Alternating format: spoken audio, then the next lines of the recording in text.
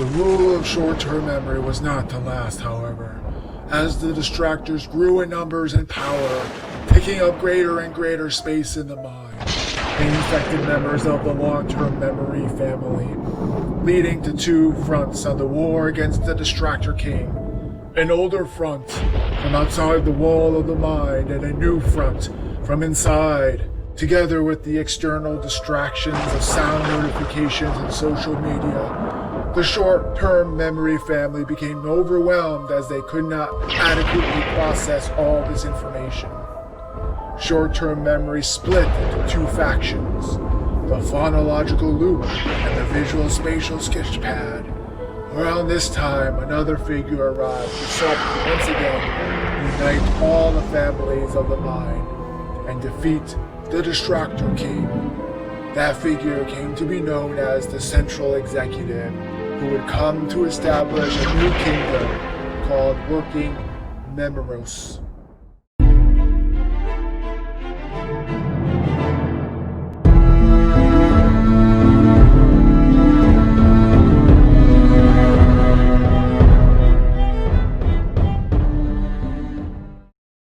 The phonological loop processes sound information, and in particular verbal information. When such information is encountered, it holds on to it through subvocal rehearsal. Two components assist in this subvocal rehearsal. First, there is the articulatory rehearsal loop, which serves as an inner voice that repeats verbal information. Second, there is the phonological buffer that serves as a kind of inner ear or internal echo, which listens to the articulatory rehearsal loop.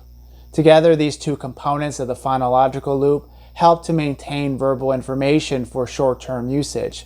The phonological loop can be illustrated using a simple digit span task in which the mind is presented with a list of words or numbers and is asked to repeat this information after hearing it. The phonological loop is limited in the amount of information it can hold at any one time, leading to the famous magic number of 7 plus or minus 2. This means that about 5 to 9 pieces of independent information can be held in short-term memory at any given time. So a 7-digit telephone number would be the most a person can hold at once. However, through the principle of chunking, much more can be held. So for example, 7 and 9 are two independent pieces of information that can be combined or chunked to form 79, which comes to be represented in the mind as one piece of information. Those individuals who demonstrate exceptional short-term memory often employ some kind of chunking. However, this process of manipulating information to hold on to more doesn't seem to come from the phonological loop itself, and is one of the reasons why this model of memory was deemed inadequate.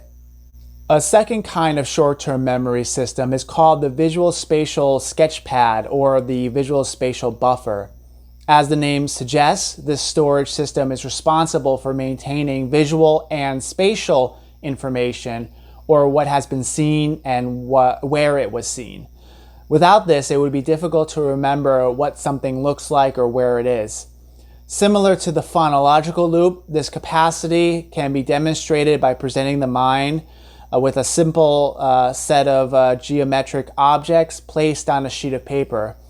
Upon studying and then removing the figures, the individual is asked to reproduce on a blank piece of paper the objects they saw and in their correct location.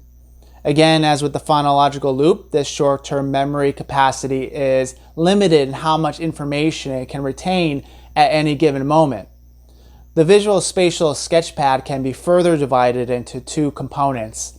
First, there is the visual cache that stores shape and color information. Second, the inner scribe processes spatial and movement information and rehearses information stored in the visual cache. I should have been the one to rule the mind. I clearly deal with the most important kind of information. How would the mind ever become educated without me? Repetition is the way forward, and I must take back that which rightfully belongs to me. brother. Surely your ego has become far too great. Have you not forgotten that I am the one who deals with images and locations? How would we ever navigate these lands without me? And now the central executive seeks to rule over all of us, you and I, but also long-term memory. It even thinks it can conquer the Distractor King.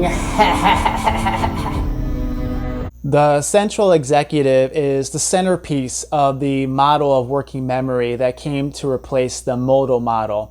It became clear that the older model couldn't account for many empirical findings.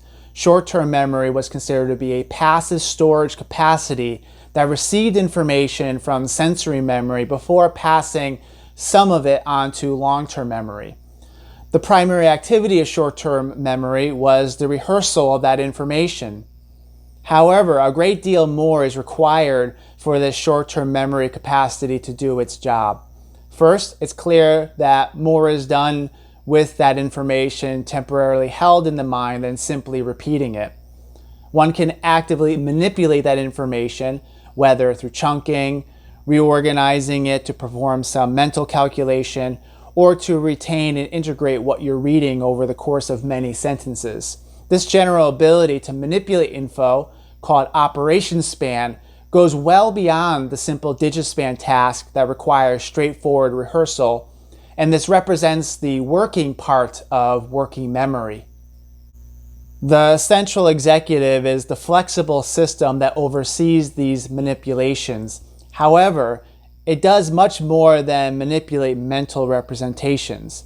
It oversees selective attention, guiding what enters the mind in the first place.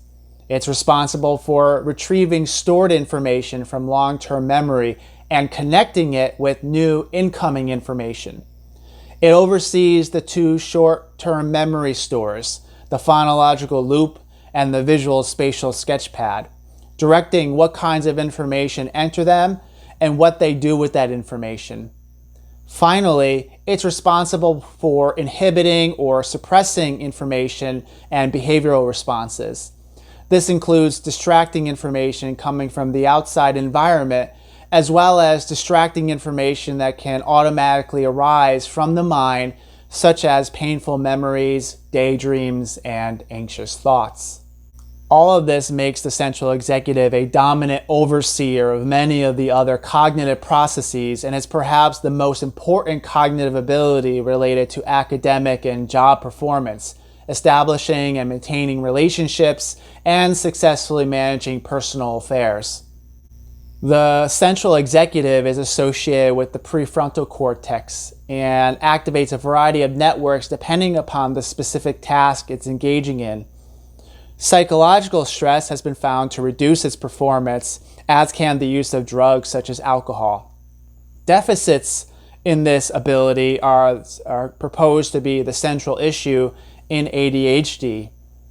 The central executive develops later than other cognitive functions in childhood, and its emergence may be responsible for the qualitative leaps in cognitive development noted by Jean Piaget, including the transition from concrete operational stage to the formal operation stage, where abstract thought and metacognition become more salient. Lords, I come with a message from our sense organs. Distraction is coming. What shall we do, dear brother? We lack the means to inhibit their intrusions. Wait! Another knock. Let us see who it is. Lo and behold! It is a member of the long-term memory family, come to visit us. I have come to notify you that the intrusion of sound notifications from outside the walls has woken some of the dead members of our family. Anxious thoughts and ruminations have risen from their graves and approach soon, threatening to take take up space in your homes.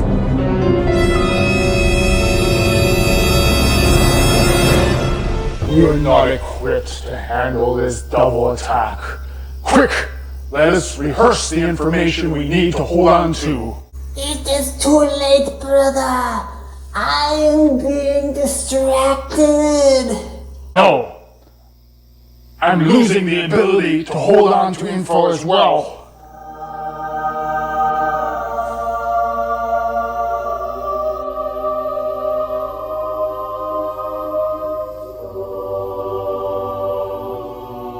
Do not be afraid, my children.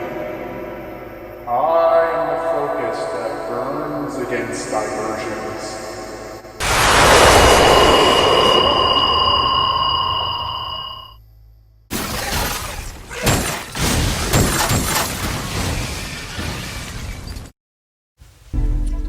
The Central Executive did indeed exert its power over all the families, uniting them under a new kingdom called Working Memoros, and vanquished the Distractor King that day. To this day, the Central Executive rules over the mind, determining the tasks to be completed, updating members of long-term memory family, and always being on alert for the return of the Distractors. And thus is how Working Memoros came to be. I am the Episodic Buffer. My role is to weave together all the work done by the other families. Sensory memory, the Phonological Loop, the Visual Spatial Sketchpad, and long-term memory. I serve the Central Executive, bringing together all it does to provide a seamless, conscious experience that I am presenting to you today.